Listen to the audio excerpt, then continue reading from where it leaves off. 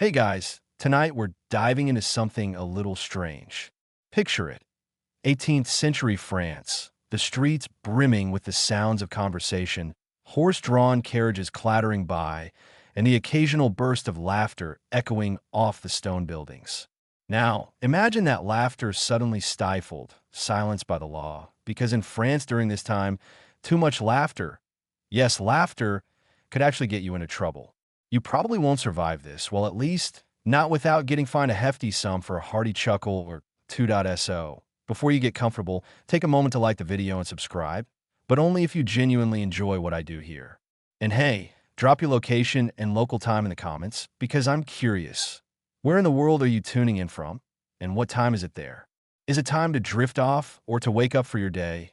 Now, dim the lights, maybe turn on a fan for that soft background hum, and let's ease into tonight's journey together. In the 18th century, France wasn't just home to the Louvre and the Champs-Élysées. It was a place of strict societal rules and oddball regulations. Today, we're taking a look at some of the strangest laws that still leave us scratching our heads, with the first one being public laughter. Now, I know what you're thinking. How could laughter, the very thing that makes life a bit lighter, possibly be illegal? But in France, it was, and I'm not even talking about something like a tragicomic misunderstanding or a royal whim. No, this was actually enforced as a matter of law.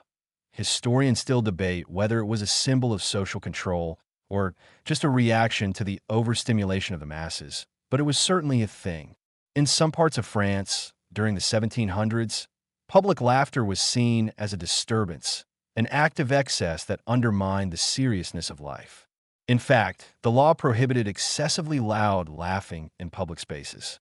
Not only could it cause distractions, but some believed it was a sign of poor character. Imagine trying to hold in that chuckle while strolling through the market, hearing a funny joke from a friend. Oh, the fine you'd have to pay if you were caught. In 1723, a law even passed in Paris that restricted how much laughter was considered appropriate in public. No more outbursts, no unrestrained cackles.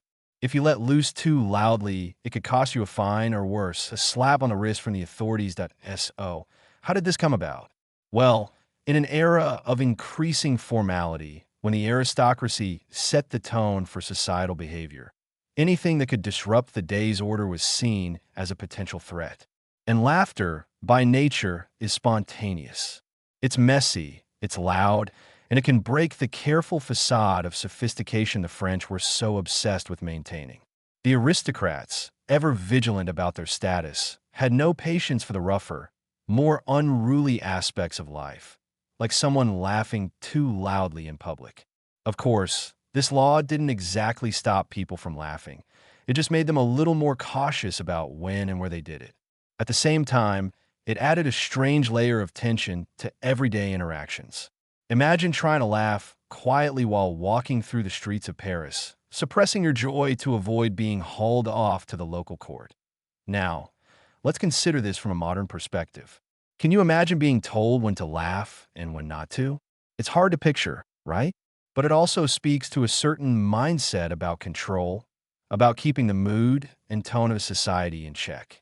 It wasn't just about preventing chaos. It was about maintaining a certain image of order, about making sure everything looked and felt a certain way to the public eye. Today, we still see remnants of this desire for control, although not in such an overtly absurd form. There's still that pressure to know your place in social settings and keep certain behaviors, like laughing, appropriate for the situation. But this takes it to a whole other level. And here's the kicker. This wasn't an isolated incident. It wasn't like one lone law passed because someone was just particularly annoyed by a giggle. There were many laws at the time that regulated behavior down to the smallest detail. France, with all its charm and culture, had an almost obsessive need for order, a need to keep every detail in check, from the clothes you wore to the way you walked. But public laughter? That's one of the most bizarre, most human things to regulate, don't you think? Historians still debate whether the law was an effective form of social control or was simply an odd attempt at curbing the unseemly parts of human nature. Either way, it shows just how seriously the French monarchy took the idea of public behavior. and how much they were willing to go to make sure it aligned with their ideal vision of society. It's hard not to chuckle at the irony of it all, though. Here we are, laughing freely in front of our screens, while back then, that very act might have cost us a small fortune.